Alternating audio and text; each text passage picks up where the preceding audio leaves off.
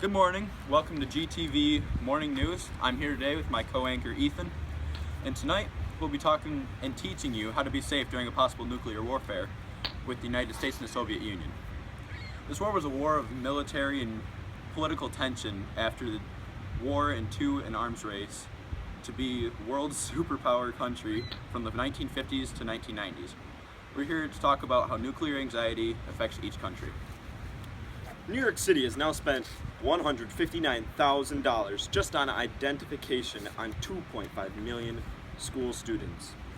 If they die during a nuclear war, you will always have to be prepared for all possibilities at any time if this may occur to you at all.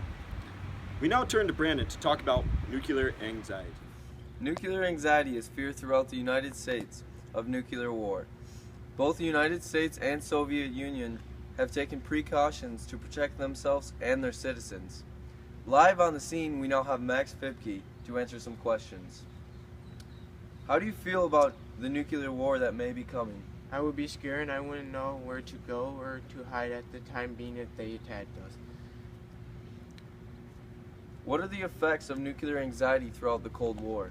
For me, I plan an evacuation for my family and I to a fallout shelter. I also have tuned into the news more and more often. What do you think of the Cold War? I think it was a terrible war and I was always scared of the unpredictable nuclear war. Okay, thank you. As communism advances and tensions rise between the U.S. and the Soviet Union control more and more countries, fear of nuclear war is widespread. Countries have started the construction of a nuclear fallout shelter. These enclosed bunkers are used to protect occupants from radioactive debris or fallout. In these bunkers, occupants can take shelter and stay inside for months until the surface can be reused and safe enough for life. Not knowing the unpredictable nuclear war, we can only wait and prepare for such a man-made disaster. The following pictures were taken in the John Glenn's nuclear fallout shelter. In the case of a nuclear attack, these tunnels would be able to protect the occupants from nuclear fallout. Now reporting next on Duck and Cover is Christian Perez. With the raging Cold War with the United States and the Soviet Union, the Federal Civil Defense Administration has started to educate the civilians about how to survive a nuclear bombing attack from the Soviet Union. One of the approaches was to conduct drills, such as duck and cover. This drill happens when the teacher yells drop, and all the students would kneel down underneath their desk just like this.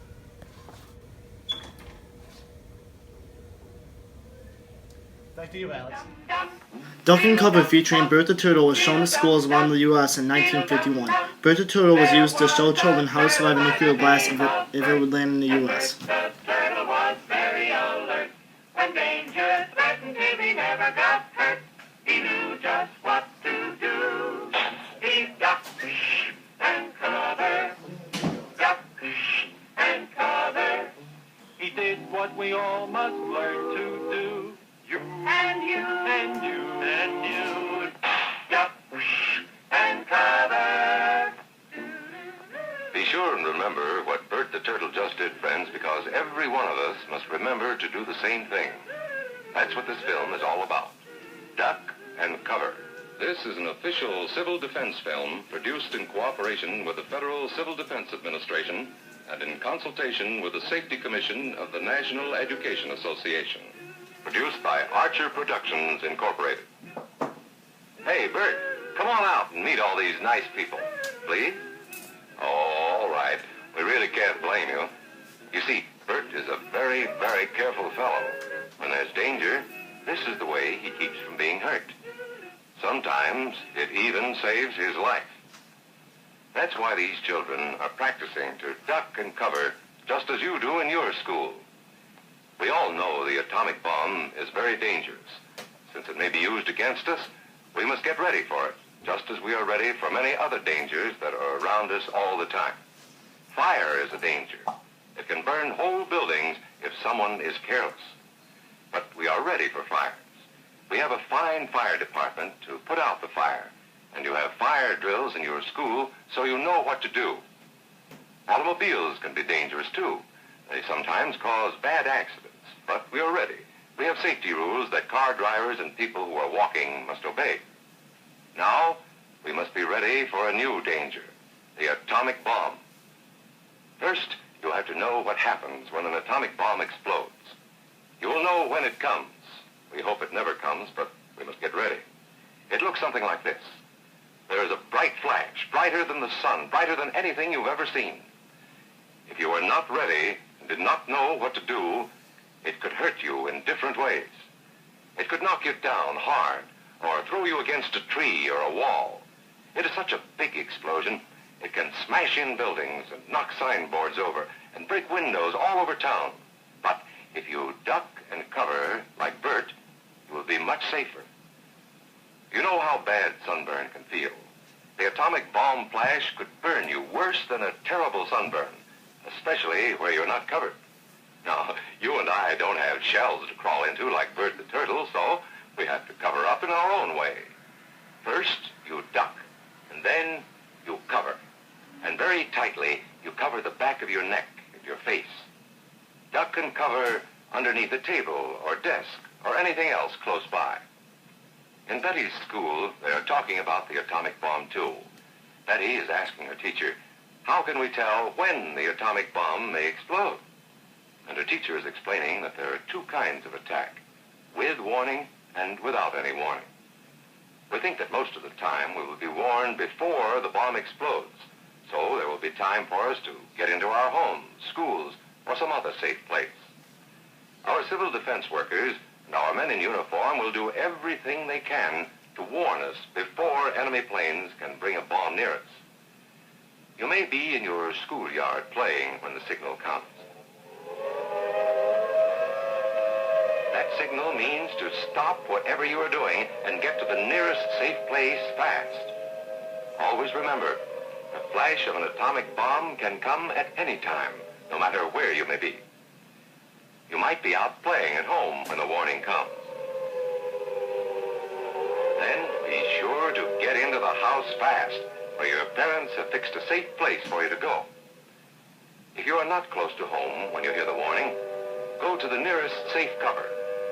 Know where you are to go, or ask an older person to help you. You know the places marked with the S sign? They're safe places to go when you hear the alarm. If there is a warning, you will hear it before the bomb explodes. But sometimes, and this is very, very important, sometimes the bomb might explode without any warning. Then the first thing we would know about it would be the flash. And that means duck and cover fast, wherever you are. There's no time to look around or wait. Be like Bert. When there is a flash, duck and cover, and do it fast. Here are some older boys showing what to do if the flash comes when you are not in the classroom. This is what to do if you should be in a corridor. You duck and cover tight against the wall this way. Remember to keep your face and the back of your neck covered tightly. Try to fall away from windows or doors with glass in them. Then, if the glass breaks and flies through the air, it won't cut you. You might be eating your lunch when the flash comes. Duck and cover under the table. Then, if the explosion makes anything in the room fall down, it can't fall on you. Getting ready means we will all have to be able to take care of ourselves. The bomb might explode when there are no grown-ups near. Paul and Patty know this, and they're always ready to take care of themselves. Here they are on their way to school on a beautiful spring day. But no matter where they go or what they do, they always try to remember what to do. Today we reviewed that nuclear anxiety has frightened the United States and Soviet citizens, and government also.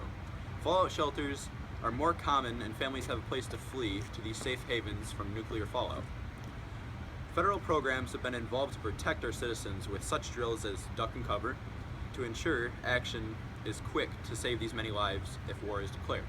Both sides experienced long-term effects, even to this day, such as the possibility of nuclear war, the bad relations between the USA and the Soviet Union, and the fight between democracy and communism. Although there was also positive, such as the inventions of nuclear power, microchips, and circuited computers. That's all today. Thank you for tuning into GTV. See you next week. Thank you for tuning in to GTV News.